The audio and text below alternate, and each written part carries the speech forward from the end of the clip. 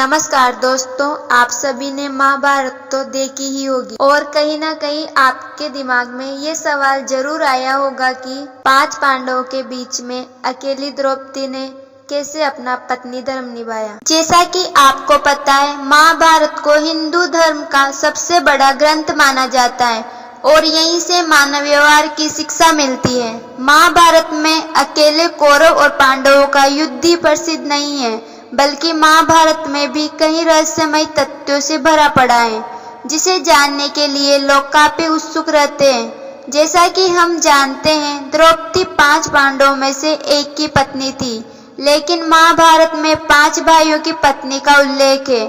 अब 5 भाइयों में से एक को अपनी पत्नी से शारीरिक सुख कैसे मिलता था, महाभारत के इस खंड ने कुछ मामलों में हिंदू धर्म को विवादास्पद बना दिया है।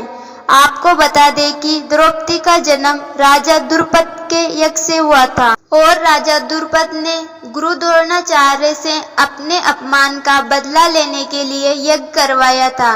इसी यज्ञ के हवनी कुंड की अग्नि से द्रौपदी प्रकट हुई थी तथा यज्ञ से उत्पन्न होने के कारण ही द्रौपदी को यज्ञसेनी भी कहा जाता है।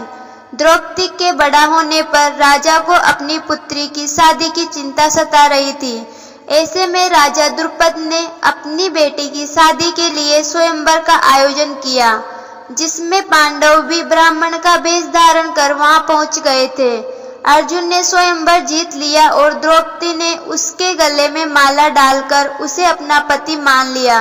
दोनों की शादी वहीं हुई और अर्जुन अपनी पत्नी द्रौपदी को अपने साथ घर लेकर पहुंचा तो वह दरवाजे पर खड़ा होकर अपनी माँ को आवाज देता है, माँ देखो आज हम क्या लेकर आए हैं।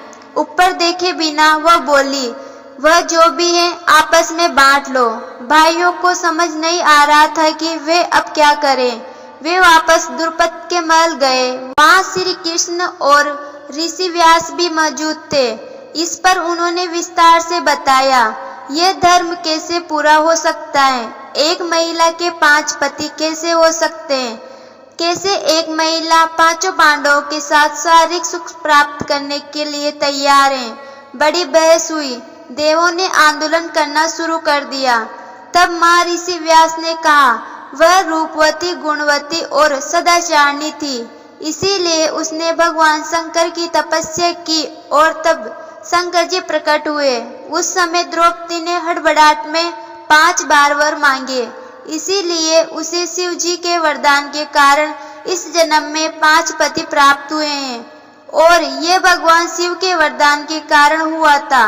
उसके बाद माँ कुंती ने हिंदू रीति रिवाजों से 5 भाइयों से शादी करवा दी, लेकिन द्रौपदी श्री कृष्ण की सलाह पर 5 पतियों के साथ 1-1 साल का समय बिताती थी।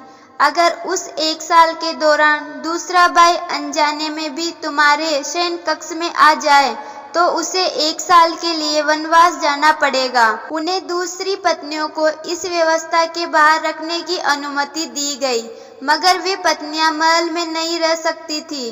द्रौपदी 5 पांडव भाइयों को एक साथ जोड़कर रखने वाली शक्ति बन गई थी। इसने उन्हें अपनी नीति को प्राप्त करने की दिशा में समर्थ बनाया, जो था इस देश पर राज करना। और इस तरह द्रुपद के साथ संबंध जोड़ने से वे और भी शक्तिशाली हो गए। फिर वापस हस्तिनापुर चले गए। तो दोस्तों, द्रौपदी कुछ इस तरह से अपने पतियों के साथ संबंध बनाती थी। उम्मीद है आपको ये वीडियो अच्छा लगा होगा। मिलते हैं अगली वीडियो में, जब तक के लिए जय माता दी दोस्तों। और ऐसी ही आने वाली वीडियो देखने के लिए आप हमारी वीडियो को लाइक और चैनल को सब्सक्राइब करना ना भूलें।